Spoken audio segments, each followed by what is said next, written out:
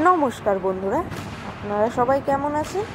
আশা করছি আপনারা সবাই খুব ভালো আছেন। তো আজকে আপনাদের জন্য একটা নতুন রেসিপি নিয়ে চলে এসেছি, সেটা হচ্ছে চিকেনের রেসিপি। তো চিকেনটা আমি এখানে 2 কেজি মতন নিয়েছিলাম। তারপরে চিকেনটাকে ভালোভাবে ধুয়ে পরিষ্কার করে নিয়েছিলাম। আর এখানে চিকেনের জন্য আমি মশলাও রেডি করে নিয়েছিলাম। মশলা বলতে এখানে আমি দিয়েছি আদা, জিরে, রসুন আর শুকনো লঙ্কা। এগুলোকে আমি ভালোভাবে পেস্ট করে নিয়েছিলাম। তারপরে এদিকে আমি চিকেনে আলু দেবো বলে আলুটাকে এইভাবে কেটে নিয়েছিলাম। কেটে ভালোভাবে ধুয়ে আমি এদিকে আলুটাকে লাল লাল করে ভেজে নিচ্ছিলাম। ভেজে নেওয়ার জন্য আমি প্রথমেই কড়াইটাকে ভালোভাবে গরম করে নিয়েছিলাম। তারপরে কড়াইটা যখন গরম হয়ে গেল, তারপরে তেল দিয়ে দিয়েছিলাম। তেলটা যখন ভালোভাবে গরম হয়ে গেছিলো, তারপরে আমি আলুগুলো দিয়ে হালকা লাল লাল করে ভেজে নিয়েছিলাম মিডিয়াম ফ্লেমে। তারপরে আলুগুলো তুলে নেওয়ার পরে আমি পেঁয়াজগুলো কেটে রেখেছিলাম, সেই পেঁয়াজগুলো একদম সরু সরু করে কেটেছিলাম। এবার ওই তেলেই আমি আরও কিছুটা পরিমাণ তেল মিশিয়ে, তেলটা যখন হালকা গরম হয়ে আসবে, তারপরে আমি এখানে শুকনো লঙ্কা 2টো আর এখানে গোটা গরম মশলা দিয়ে দিলাম। গোটা গরম মশলা আমি এখানে এলাচ দিয়েছি, লবঙ্গ দিয়েছি আর দারচিনি দিয়েছি, এগুলো দিয়ে দিলাম। আর তেজপাতা দিয়েছি 3টে মতো। তেজপাতাটাকে আমি মাঝে দিয়ে কেটে নিয়েছিলাম।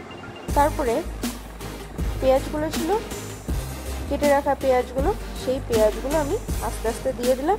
দিয়ে ভালোভাবে একটু নাড়াচাড়া করে কষিয়ে নেব পেঁয়াজগুলোর সাথে মশলাটাকে।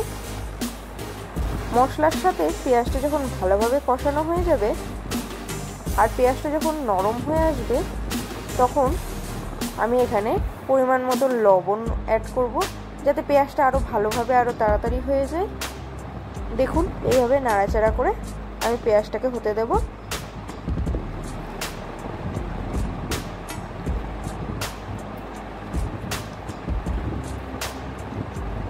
লবণ দিয়ে দেওয়ার পরে আমি এখানে যে মশলাটা আমি মিক্সিতে পেস্ট করে রেখেছিলাম, সেই মশলাটা আমি দিয়ে দিলাম।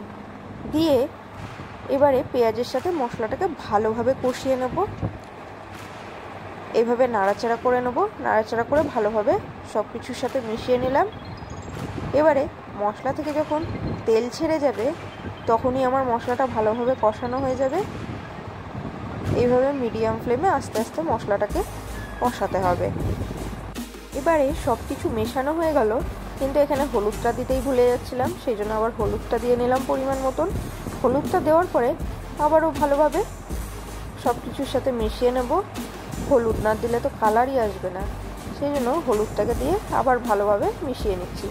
মশলাটা এখনও আমার কষানো হয়নি, দেখুন, সেই জন্য গ্যাসের ফ্লেমটাকে একদম মিডিয়ামে রেখেছি।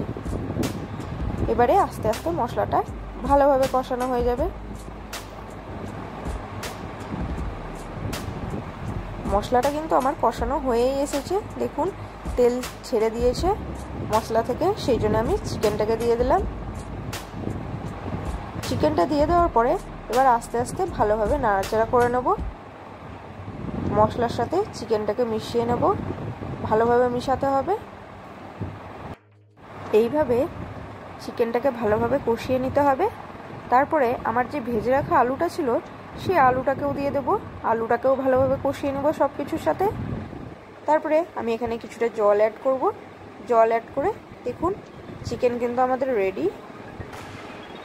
আপনারা চাইলে আপনারাও কিন্তু বাড়িতে ট্রাই করতে পারেন অবশ্যই।